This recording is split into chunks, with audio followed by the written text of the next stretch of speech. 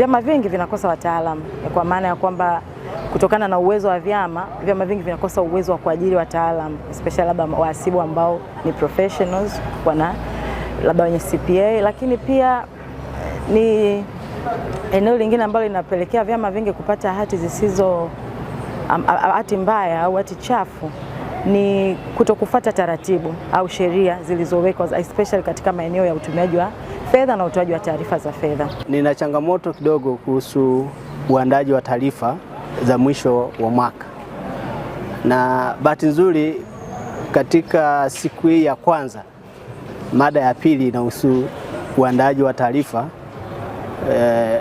za mwisho wa mwaka. Kwa hiyo kwa kupata mafunzo haya tutaenda kutumia standard ambayo inatakiwa. Takwimu zinaonyesha ya kwamba mpaka sasa vyama vinavyopata hati safi ni 10% tu, na vyama vingine vyote vinapata hati ambazo sio safi. Mafunzo yetu yamejikita katika sehemu kubwa kama 3. Sehemu kubwa ya kwanza ni masuala ya uhasibu. Tutawafundisha uhasibu, lakini na mabadiliko mapya yaliyotokea kwenye standardi za kihasibu. Kwa mfano, kuna mabadiliko ya IFRS, kuna mabadiliko yote yaliyotokea kwenye standardi za kihasibu tutawafundisha. Sehemu ya pili tutawafundisha matumizi ya teknolojia na hasa kwenye haya mambo ya Excel na namna bora ya kutumia Excel kwenye uandishi wa vitabu.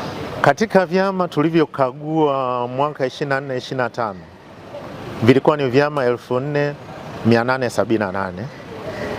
Asilimia 9.9 vilipata hati zenye safi.